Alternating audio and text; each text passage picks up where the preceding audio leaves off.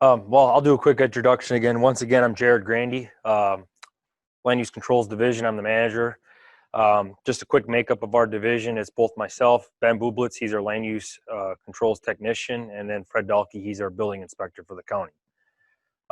So as Amanda was mentioning, there's some crossover between what my division does, I guess, for the county and what Greg's division does for the county. We work coherently on some different projects together.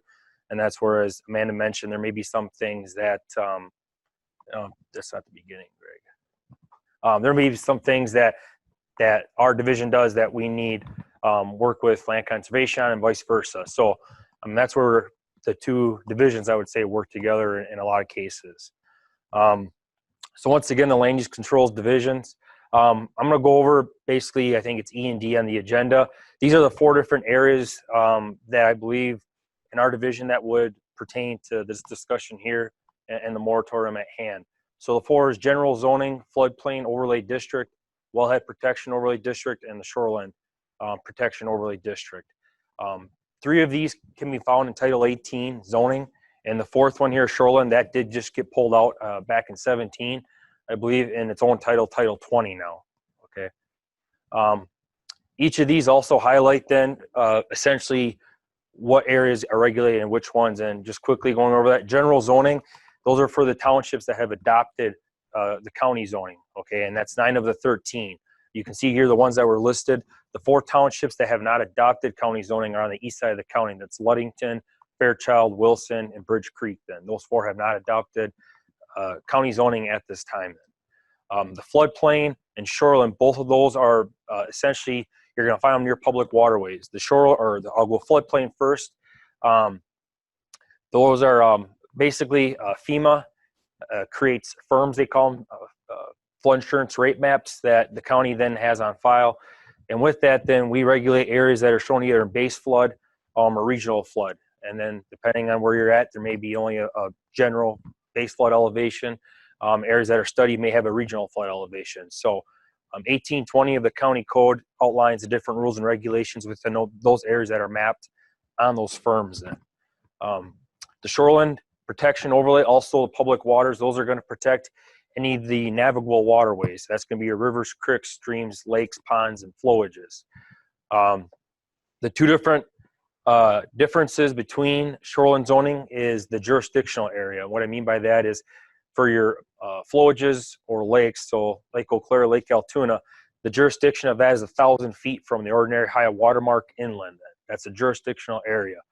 For your rivers or streams, that's going to be 300 feet then, a little bit less than regarding the jurisdictional area of where Title 20, the Shoreline Overlay Protection, has its jurisdiction. The last one then here, 18.55, also in Title 18, that's our wellhead protection. So that's going to be in the unincorporated areas in the recharge areas of the municipalities. So you're looking at City of Augusta, Village of Fall Creek, and the Village of Fairchild then. And I'll show you that in a little bit later. Also, as I'm going through this, if there's any questions, feel free just to interrupt. The overlay districts, do they only apply to zoned areas? So for these, shoreland, wellhead, and floodplain apply to the areas in the sense that it doesn't matter about zoning, general zoning. The wellhead is only for the areas, like I said, that are unincorporated and have the recharge area. I believe there's some areas within the incorporated areas that they have their own rules or regulations for the wellhead protection. Floodplain and shoreline is regardless whether you're zoned or unzoned, that those rules apply to you then. Okay, so that's across the entire county then. Otherwise, the general zoning is just for the townships that have adopted county zoning, then they fall under those rules. Other ones, as maybe Gary mentioned before, the unzoned area, they didn't necessarily maybe get like a permit or something like that then. So. Although, I want to say 3 of those 4 townships though have adopted their own voting. That has to be in regulation with the state, so they have to follow the same rules as they oversee themselves.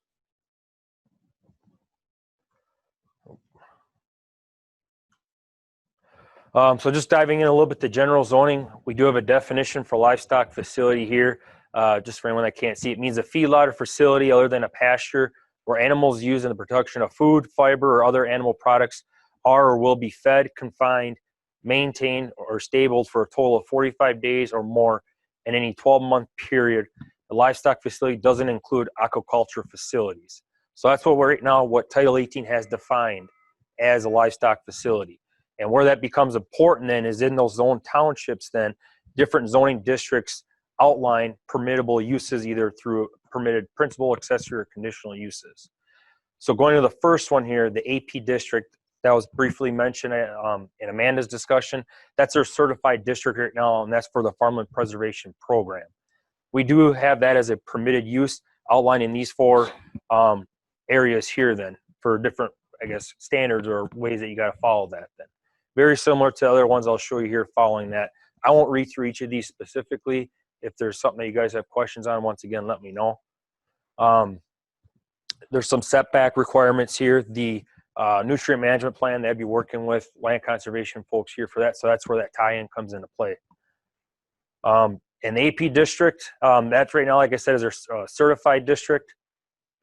This leads into the district that used to be our certified district by DADCAP under that Farmland Preservation Program. And that's our A1 exclusive agricultural district. Still there. There are still properties and areas that are zoned for that. Once again, you can see the structure, the layout of the rules in zoning are very similar here. The 4 points here that they need to follow for that livestock facility, going back to that definition. Once again, a permitted use. Once again, that means that it's allowed by right with that zoning district. Whereas a conditional use is something that requires public hearing going through a township and then ultimately the Committee on Planning and Development. It's the committee that Gary then chairs for that purpose. So that's where the difference is between something that's listed as a permitted use by right with that zoning district versus a conditional use then, okay? Each of these zoning districts, the AP and the A1, 35 acres minimum lot size, usually larger tracts of land. You're going to find those more predominantly in the rural setting. You know, the Golden Triangle areas where you may see a lot of these type of facilities if there are out there. The next zoning district, A3, once again, a permitted use. The difference between this one and the following one is that it's limited to 150 animal units in these zoning districts. Once again, you have the 4 standards here, very similar to the previous 2 districts that we just looked over. Zoning designation for here, minimum lot size is 20 acres. A lot of these districts then, as I work towards here, you're going to see closer and closer towards like the city of Eau Claire. Okay, you're starting to move further away from the rural setting, closer to maybe more populated urban settings. The last zoning district here, A2, that's our agricultural residential district. Once again, you may see some areas maybe only 10 miles out of the city limits that are this zoning designation. So you might be getting close to city of Eau Claire. Once again, that is a permitted use right now in the Eau Claire County Code, having that same limitation of 150 animal units. Once again, same 4 standards like I mentioned in the previous zoning districts we went through. So one thing to take into consideration out of all this is right now in the districts we just went through now, the livestock facilities are allowed by right as a permitted use. It's not a conditional use, doesn't go through that process, public hearing. It's allowed by right. Our zoning code right now does stipulate if a use is not listed as either permitted principal, accessory, or conditional use, it's prohibited. So what that means is in these districts that I outlined right now that allow the livestock facility, if a property is not zoned one of those districts, it would not be allowed to have that livestock facility on that property then. Okay, based upon this statement in the zoning code right now. I was gonna maybe wait till the end, I'll bring it up now. We are going through a Title 18 comprehensive revision. So what does that mean? Right now in our Title 18 code, that's gonna be reviewed and looked at through a long public hearing process to have it not necessarily completely redone, but reviewed, looked at, and having it maybe updated since the last time we have had a comprehensive review back in '82. Okay, and right now, just to give a quick status, our office has hired a consultant. There's been some subcommittees that were created that ultimately have had discussions on certain aspects of our Title 18 zoning. So part of all this may feed into, there may be some changes with that. There's a timeline right now of an end date potentially of spring of 2020 of having that done. There's going to be, it's a process working, having public meetings with the townships, other stakeholder meetings and so forth that are going to be part of this. I just figured maybe bring that up now here as we look through some of these that our division oversees.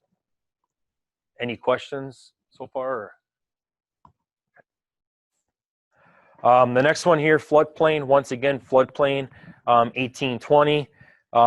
This applies to any areas in Eau Claire County, whether you're zoned or unzoned, all the unincorporated areas. Just to give you kind of a quick view here, this is what on the county website, the WG Extreme, not sure if anyone's used that or not.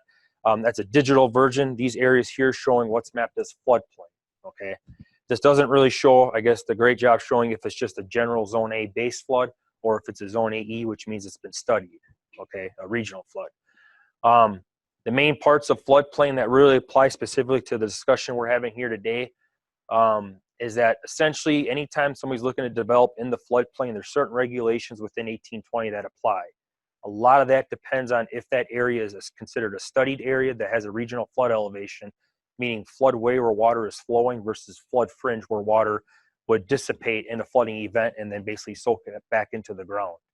So there's that, or there's Zone A, which is just considered base flood or general floodplain. That's an unstudied area. It's what FEMA has mapped all right now on the firms, the federal the insurance rate maps. So depending on what area is studied or unstudied, in a lot of the rural areas of the county, you're going to have unstudied areas. There's not a lot of development or a situation that prompted a study to be had. The study typically that would delineate an area is called an H&H study, which is a hydraulic and hydrologic study. So a lot of those don't occur in the rural areas of the county, which means a lot of these floodplain areas are just general maps that FEMA basically generates, and then our office has to administer them through 1820.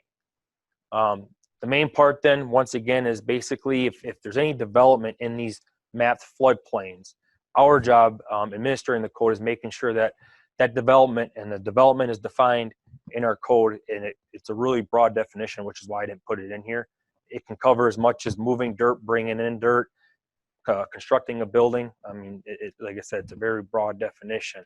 But we need to make sure that it doesn't obstruct flow or cause any increase to the regional flood elevation. In most instances, or a general instance, there's not a real good way for us as administrators of the code to know that unless they do a study. So it's a lot of times, depending on the situation, what may come down to ultimately somebody get something done for development in these floodplain areas is having that study done.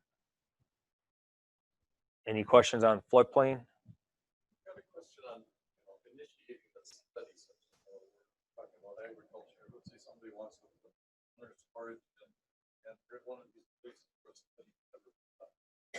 General idea where the floodplain probably is, but you don't really know for sure. Whose decision is it whether or not a study needs to be done there? Is that the property owner's decision? Is that the regular?